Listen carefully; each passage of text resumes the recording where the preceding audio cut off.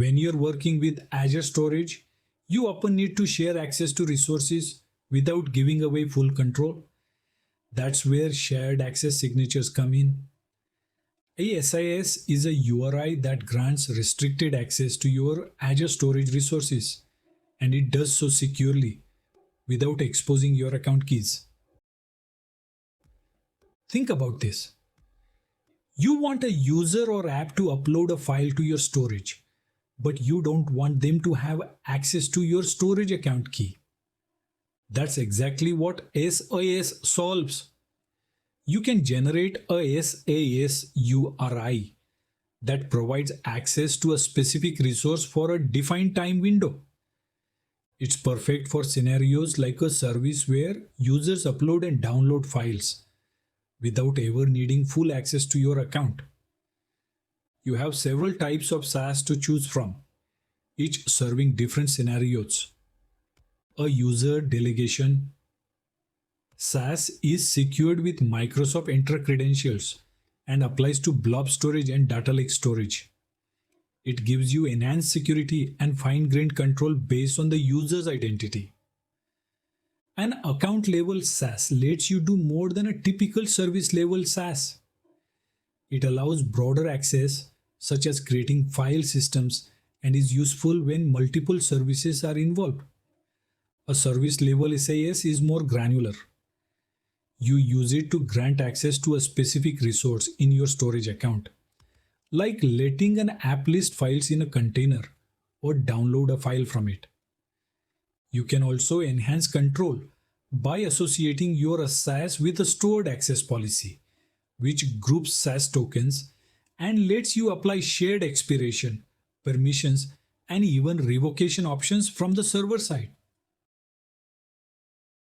Using a shared access signature SIS gives you incredible flexibility, but it also introduces risk if not managed carefully.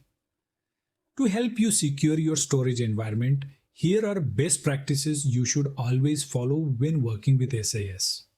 First and foremost, always use HTTPS.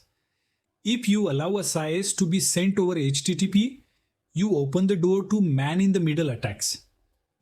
An attacker could intercept that URI and gain unauthorized access to your storage. So, whether you are creating or distributing a SaaS, enforce HTTPS every time. Next, whenever possible, use stored access policies. These give you server-side control over SaaS tokens, allowing you to revoke or modify permissions without regenerating your account keys. Set long expiration dates for the storage keys so you avoid unnecessary disruptions while maintaining a safety net for access management. If stored access policies aren't feasible, make sure you set short expiry times for your SIS tokens.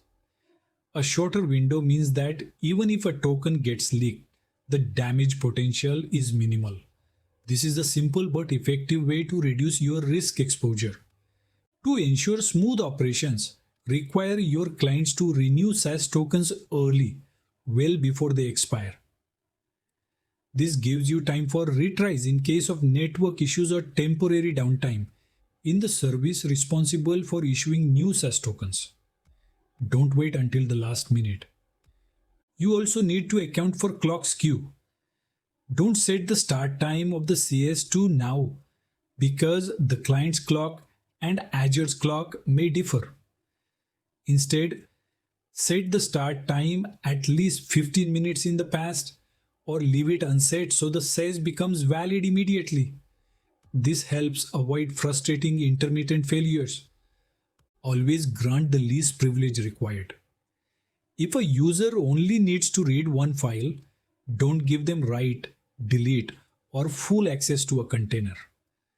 Limiting permissions not only follows best security practices but also reduces the impact if the SaaS is compromised. If you are accepting uploads, don't assume the data is safe. Clients may send incorrect, malicious, or corrupted files. Always validate the data after it's written and before it's consumed by your app or system. This protects your storage from abuse, even from those using SaaS legitimately. And finally, recognize that SaaS isn't always the right tool. For sensitive or complex scenarios, consider using a middle tier service to enforce business logic, authentication, and auditing before writing to your storage account. And if your use case is simple, like making all blobs in a container public, it might be easier to mark the container as public instead of generating individual SaaS URIs for every user. By following these recommendations, you strengthen your security posture and reduce the risk associated with shared access signatures without sacrificing the flexibility they offer. Let's get on the Azure portal and see this in action. When you want to securely grant limited access to your Azure storage account without sharing your account keys, you can use a shared access signature. As shown, a SaaS allows you to define precise rules for who can access your resources, what they can do, and for how long. You start by selecting the allowed services such as blob, file, queue, or table, depending on what you want the client to access. Next, you choose the resource types such as service, container, object, and permissions like read, write, delete, list, and even advanced operations like permanent delete or immutable storage. You can set a start and expiry date or time, giving you control over exactly when access begins and ends. This is helpful if you want access to expire automatically after a specific time window. You can also limit access based on IP address ranges and restrict access to only HTTPS to ensure secure transmission. Additionally, you choose which of your access keys, like key 1 or key 2, to use for signing in the SaaS token. This flexibility gives you a secure way to delegate access without compromising the entire account. SaaS is especially useful for temporary upload-download scenarios, integration with third-party apps, or granting time-limited access to specific files or containers. Just remember, the more restrictive and precise you make the SaaS, the safer your storage account will remain. So what's your key takeaways?